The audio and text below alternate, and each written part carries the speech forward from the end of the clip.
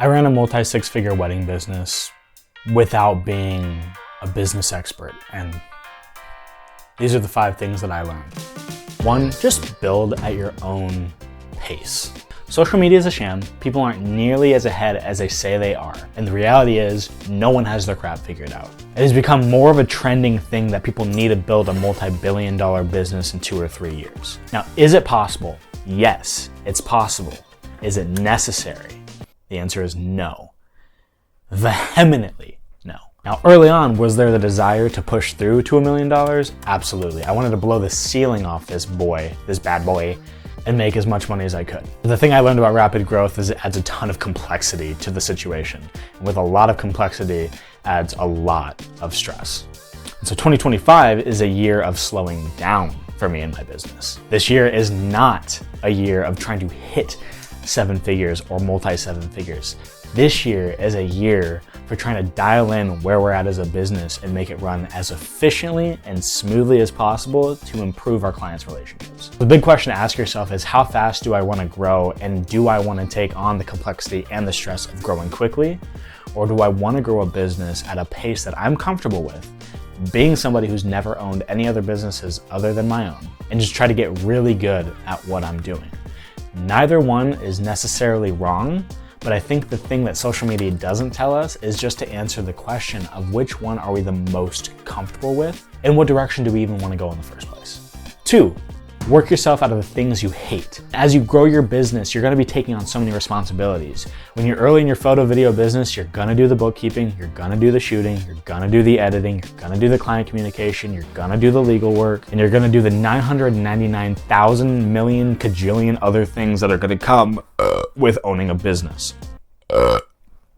Jesus. And the goal is to, as you grow, bring on help to take over the things that don't bring you life, the things that don't bring you joy. And so if that's editing for you, as you grow, work on finding ways to bring on editors to take over the majority of that work so you can do the stuff that's fun.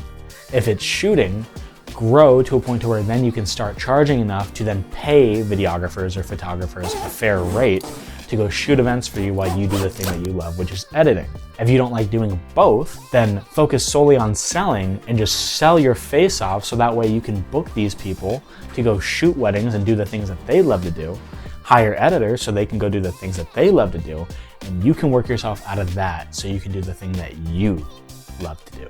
3, over-communicating is always going to be better. Now, I'm guilty of this. I never used to be the best communicator, and I still think that I struggle in some areas. Texting is my biggest weakness right now. When I say over-communicate, I don't just mean constantly checking in on your clients.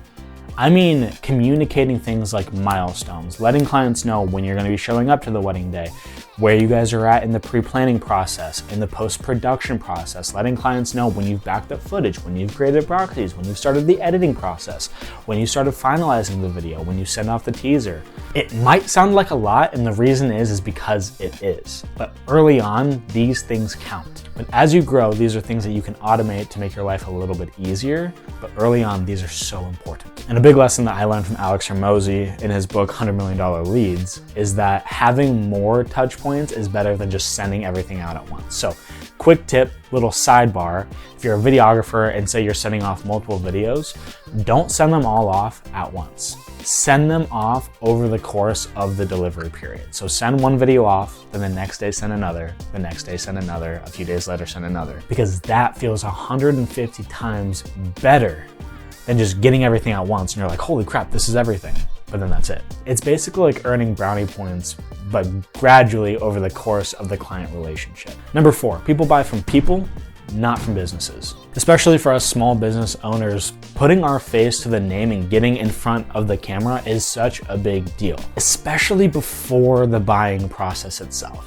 The buying process starts the second they go on your website and they start looking at all of your work. Now, if you're trying to differentiate yourself from somebody in the industry, putting yourself in front of the camera and getting people to know who the bleep you are is such a big deal. I started doing this for the past year and it's been monumental in our company's growth. Because when I reach out to a client, I say, hey, check us out on social media. They learn who I am. They learn what my personality is. They learn what I'm all about. Then they see our company's work, and they're already about 90% sold on whether or not they want to make the decision to move forward with our team before they even make that decision, and they say yes. So just remember, like, people buy from people, not businesses. So do the thing that you're terrified to do, get in front of the camera and let people know who you are. And if you're afraid to let people know who you are, that might be something you want to check in on. And finally, don't hire full-time employees or part-time employees until you feel like you're gonna die. Hiring employees takes an extreme amount of financial stress on the business. It's not just the salary or the hourly wage that you're paying them, but it's taxes and everything that goes into hiring an employee. That's training and everything else. Or you decide to hire an employee and make erratic decisions like I did early in my business. Wait until you feel like you're freaking drowning. Because when you feel like you're drowning is when you know you need help. I guess a caveat to that would be, if you feel like you're drowning, the first thing to look at is your time management and see if you're using that properly and most efficiently.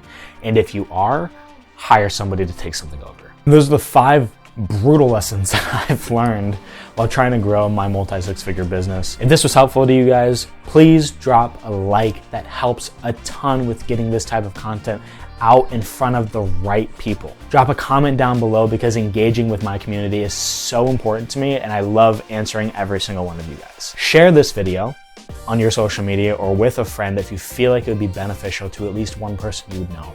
And subscribe to the channel, because the most important thing that you guys can give me is your time. And you've done that today, and I appreciate you more than you could possibly know.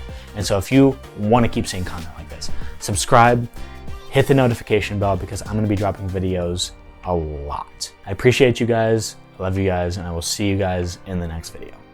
Peace.